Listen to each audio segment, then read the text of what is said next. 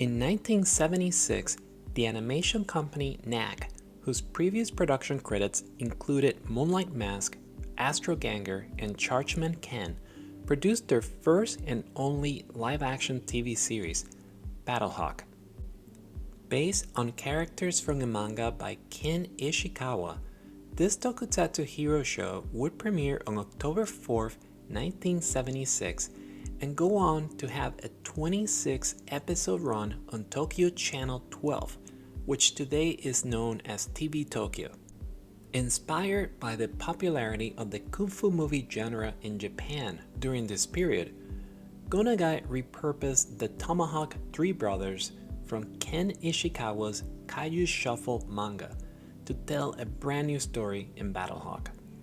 This would be Go Nagai's first tokusatsu TV series, but just barely, as his other original tokusatsu series, Pro Wrestling Star as the Kaiser, would start its broadcast just 3 days after Battlehawk. Battlehawk's story centers on three siblings who have inherited the power of the three god tomahawks, Shogo, Daijiro, and Yurika. When they combine these tomahawks, they are able to summon the power of the god hawk to transform into Battlehawk, Big Hawk, and Queen Hawk. In these forms, the siblings gain massive power and abilities in the forms of weapons, special attacks, and fighting skills. In addition to the powers granted by the god hawk, the Tate siblings also possess three powerful personal vehicles: Battle Jeep, which is equipped with missiles and serves as a carrier for Queen Bike; Big Cart, which is strong enough to crush rocks; and Queen Bike, which has the ability to fly and is armed with the Queen Rocket. With the power of the God Hawk, plus their armored vehicles, the siblings are on a mission to avenge their grandfather and help protect world peace from the evil organization Kyoki no Okite. Led by the Great Golden Emperor, Kyoki no Okite is a syndicate of darkness with ambitions of bringing hell to Earth.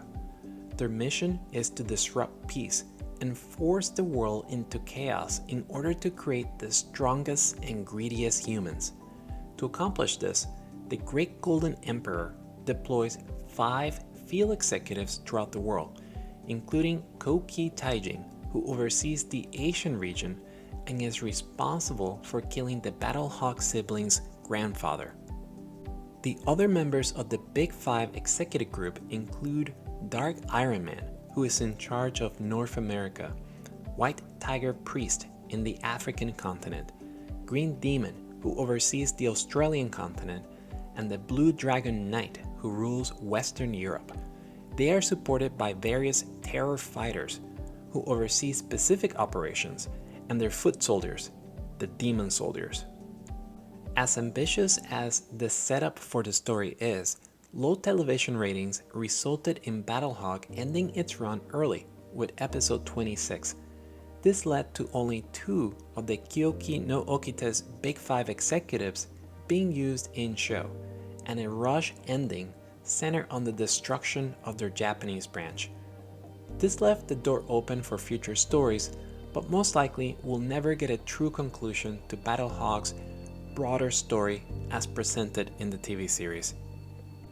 Influenced by the growing interest in Kung Fu cinema during this period, Battlehawk leaned heavily towards a martial arts theme, which is evident in the characters' pre-transformation uniforms, training segments, and the Kyoki no Okite's base of operations. This theme is also reflected in the heavy use of weapons during the action segments.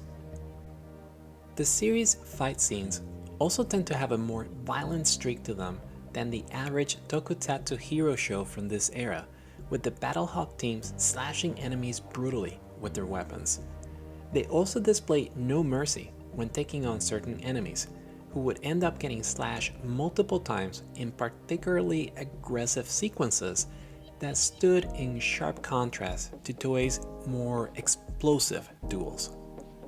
Story-wise, there is nothing about Battlehawk that stands out as unique, aside from its character designs and the way in which its action segments are staged. It mostly checks all the boxes that we tend to associate with tokusatsu hero shows from this era, and tends to follow the same conventions, albeit with a lower budget and less explosive displays. The series' soundtrack was composed by Akihiro Komori, who previous to this work composed the music for Astro Ganger, Brave Raideen, Rock Band, and Ninja Captor. The opening and closing songs are performed by Ko Ikeda, who also performed the opening songs for other popular works, including Goizer X and the original Mobile Suit Gundam TV series. The opening song of Battlehawk is quite catchy and perfectly captures the spirit of justice of the series' heroes. Like many other tokusatsu works, Battlehawk's TV broadcast was paired up with a manga that presented an alternate version of the story.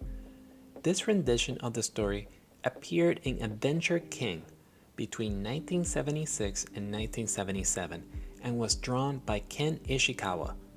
This version of the story was much more violent than the TV show, including particularly bloody deaths for major characters. While Battlehawk is not a noteworthy tokusatsu hero TV series, it's still a lot of fun to watch, if for nothing else its exciting battle scenes and practical visual effects.